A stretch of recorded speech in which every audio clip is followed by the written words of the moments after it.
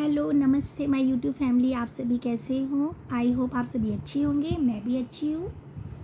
आज मैं आपसे कुछ बात शेयर करना चाहती हूँ कि अब ये कलयुग चल रहा है और इसमें बच्चे अपनी संस्कृति भूल रहे हैं। तो उसके बारे में किसी ने बहुत ही अच्छा लिखा है जो मैं आपके साथ शेयर करूँ, जिससे बच्चे समझें, उसे पढ़ें। ये जितनी भी ज़्यादा शेयर होएगी तो उतना ही सब समझेंगे कि इस कलयुग में आजकल हो क्या रहा है।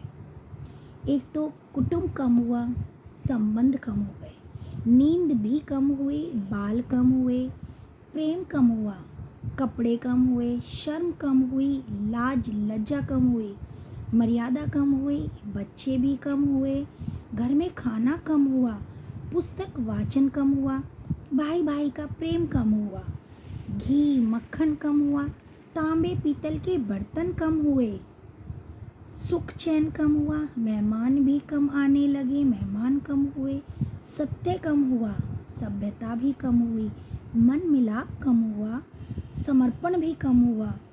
इसलिए हमें संतान को दोष ना दें। जो भी करते हैं हम ही सिखाते हैं उनको।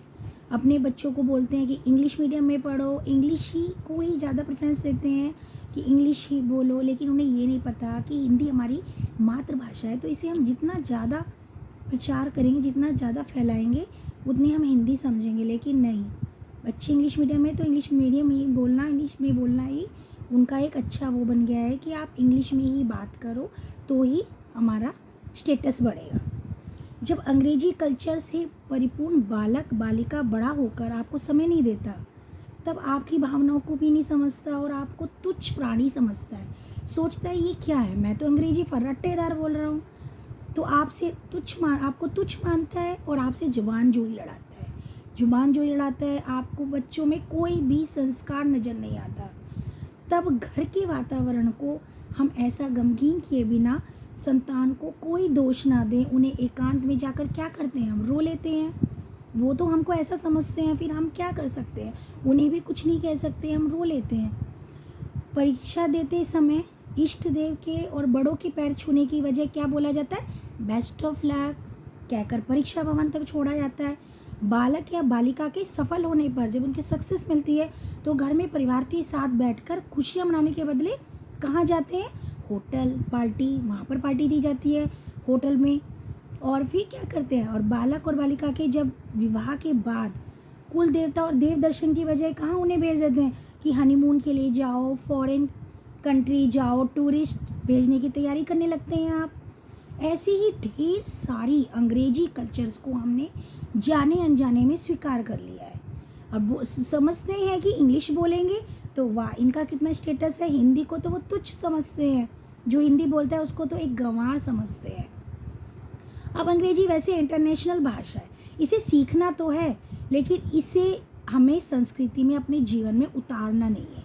इसकी संस्कृति को जीवन में उतारना नहीं है। सीखो, हाँ बोलो आप, लेकिन ये नहीं कि हम इसको अपना वो बना लें, अपने ही जीवन में इसे उतार लें और इसी को ही सुपीरियर मानने लगें। और हिंदी तो कुछ रही नहीं, हिंदी को तुच्छ मानने लगे। मानो तो ठीक, नहीं तो भगवान ने तो ज़िंदगी दी है, चल रही है तो चलती रहेगी, इतना सब सोच लेते हैं। अब आने वाली जो जनरेशन है वो तो और भी ज़्यादा घातक सिद्ध होने वाली है। हमारी संस्कृति सभ्यता सब विलुप्त होती जा रही हैं। बच्चे संस्कारहीन होते जा रहे हैं, उनके अंदर संस्कार नाम की चीज़ नहीं है और वो अंग्रेजी सभ्यता को अपना रहे हैं। सोचकर, मेरा तो यही कहना है कि आप सोचकर विचार कर और अपने बच्चों को परिवार, समाज, संस्कृति और देश को बचाने के लिए प्रयास करें, क्योंकि हिंदी हमारी राष्ट्रभाषा है और हमारी मातृभाषा भी है। इसको बढ़ावा दें और बच्चों को भी जागरूक करें। अंग्रेजी बोलना बुरी बात नहीं है, उसे सीखें, लेकिन उसको अपनी सभ्यता और संस्कृति में, अपने जीवन में उसका एक हिस्सा ना बना लें उसको कि वो ही हमारे लिए ज़्यादा ज़रूरी है। हिंदी तो कुछ है ही नहीं। इसीलिए बस मेरी तो ये रिक्वेस्ट है कि मैं भी अपने बच्चों को यही शिक्षा दूंगी कि वो अपने सभ्यता, संस्कृति, अपने बड़ों के पैर छूने कहीं जाने पर और उनका आशीर्वाद लेने, अपने इष्ट देवता का आशीर्वाद लेकर ही कहीं निकले। मतलब सभ्यता और संस्कृति का ही हमें मार्गदर्शन करना है बच्चों को और यही ज्ञान देना है कि वो हिंदी को अपनाएं और अंग्रेजी को भी ना छोड़ें पर हिंदी को अपनाएं, क्योंकि वो हमारी राष्ट्रभाषा और हमारी मातृभाषा है। बस यही थोड़ा सा प्रयास है कि इससे लोग जागरूक हो जाएं। बस आप सब भी अपने बच्चों को यही सब चीज़ सिखाइए। इसी के साथ नमस्कार, बाय।